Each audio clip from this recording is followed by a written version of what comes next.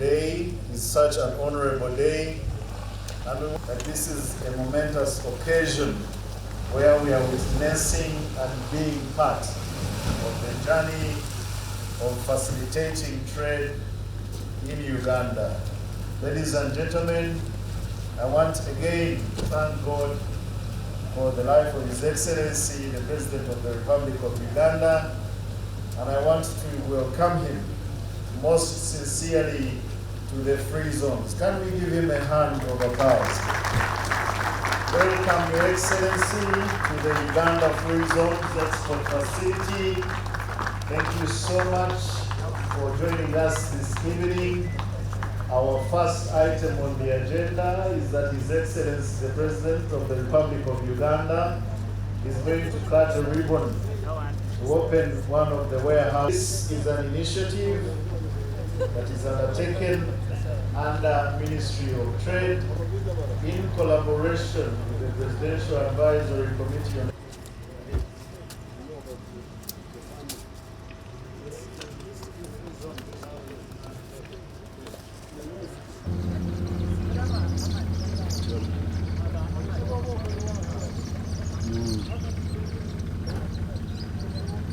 Is it 10?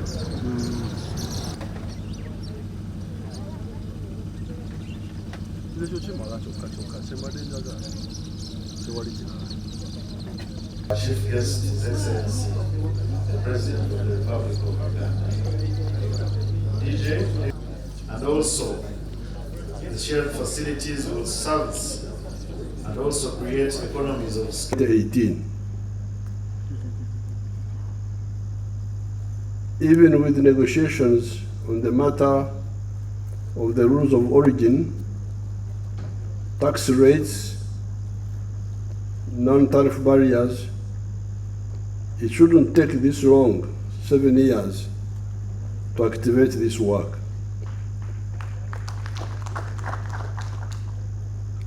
It should have been done much earlier, because I'm aware that more than 45% of all our value-added goods and services are traded within the region and the African continent. The lack of a sense of urgency and the failure by some of our actors in the ministries to act quickly on important issues of our economic growth hampers the rate of our growth and affects the performance of the private sector. But now that we have started, I don't want any further delays.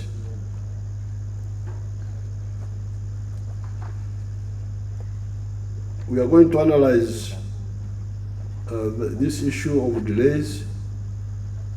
What causes delays in something so beneficial? We shall analyze it and really find out what could be the problem.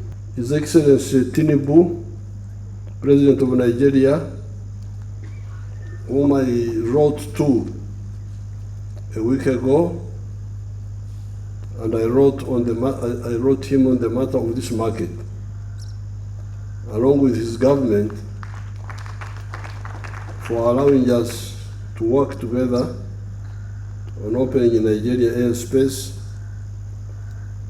for flights into each other's territories and making room for Ugandan products under AFCTA. I'm told we have a trade representative based in Lagos to support the opening of this market, and I will give him all the necessary support needed for the process to be fully concluded with both the Federal Republic of Nigeria's government and the AFCTA Secretary General in Accra.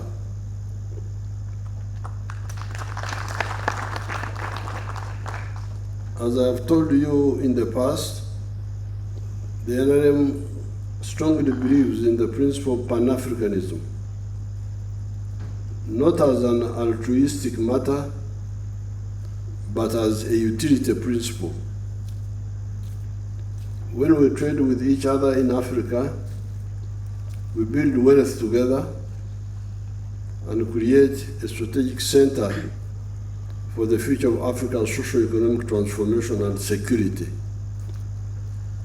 This day, therefore, is one of the key fulfillments of this Pan-Africanism we have been talking about, and a utilization of a major tool of trade to quicken social and economic change. Because you see, when the Africans wake up, as some of the ones in Uganda are beginning to do, you'll find that the internal market is not enough. So without the African market, we cannot succeed. This is the problem with, I think this is the problem with Latin America. Latin American countries have a lot of natural resources, but you wonder why they don't succeed.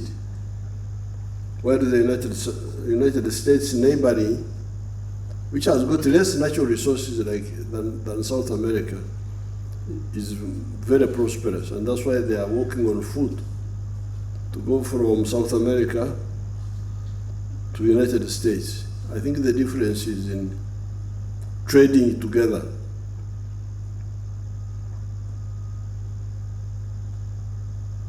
This export facility we are commissioning today for coffee roasting, packaging and export, along with fruits, vegetables and flowers, is the first step to many facilities we plan to open in at least 4 corners of the country to make it faster for exporters to aggregate, process, and get to the markets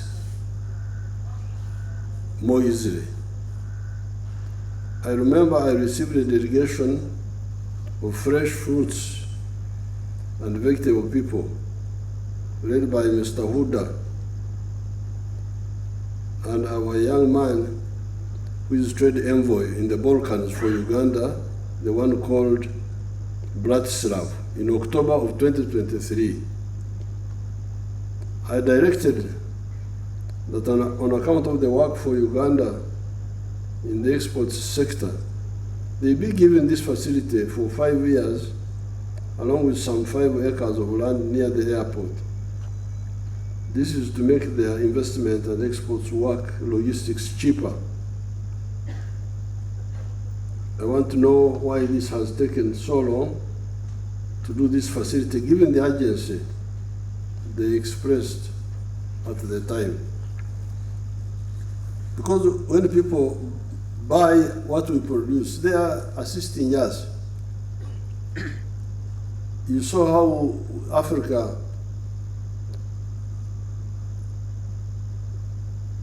benefited Japan. Japan has been selling vehicles here from 1963. That was the first time I saw Japanese vehicles called Toyota. We had not seen them before. We were mainly buying British vehicles. But from that time, Japan has, I don't know how much wealth they have got out of us. You can total up one day and you give me the figures. How many dollars have Uganda given Japan? And that's why you find there are a lot of jobs in Japan. If you go there, you find all the Japanese have jobs, and there are surplus jobs which have no people to do them. That's how they welcome your people. Because we are supporting them.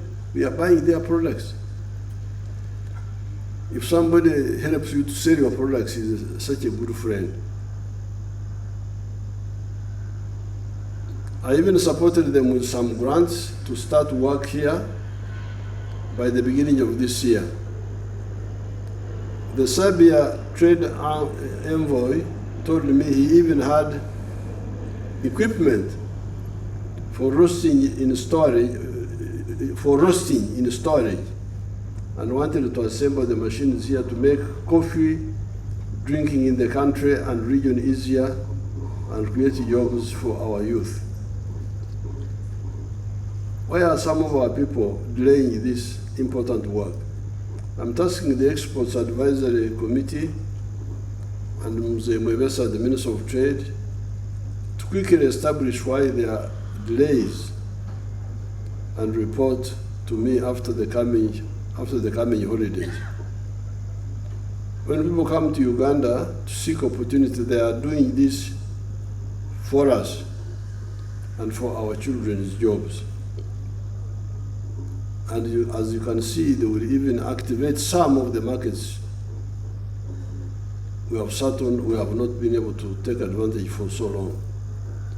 I don't want to hear any further delays of export support and investment work our people bring, and it is deliberately ignored because of lack of cooperation or even fault by some elements. Now I have seen that the first exports to the Nigerian market under AFCTA from Uganda would be dairy, coffee, fish, pharmaceuticals, and tea. This will help add support to our large commodities we now produce and find market for crops like tea that have suffered lately. But I need to know that there's more Uganda can do, including tourism, attracting investments from the Nigerian business community, which this market and I want these to open up. Tell me what you need as exports supporting institutions, and we'll work this out with you.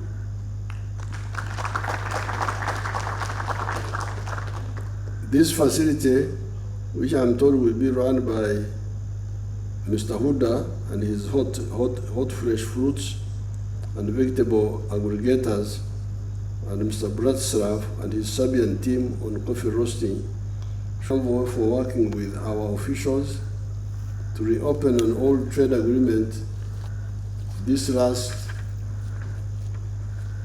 October, which was signed with former Yugoslavia by the late Mayanja Kanji for fish, fruits, coffee in 1963, you can imagine. This is now 60 years. This agreement has never benefited.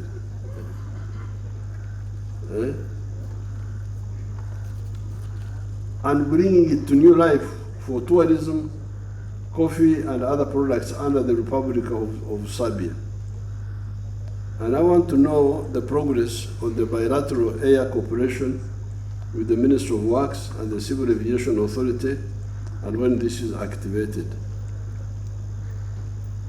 I have a request to make to the fruits and vegetable people.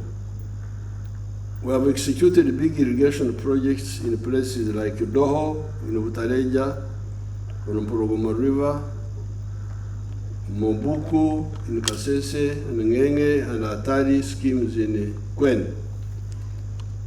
These irrigation projects cover not less than 2,000 acres of land, each irrigated, but the occupants there are planting low-value crops.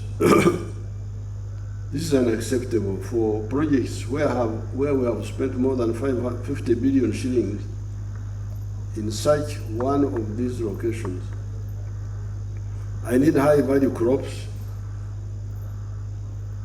there, and I'm told that both Ngenge and Mobuku can produce high-value chili peppers, French beans, snow peas, sugar snaps, eggplants, baby corn, okra and onion varieties, all in very high demand in Europe in winter and the Middle East.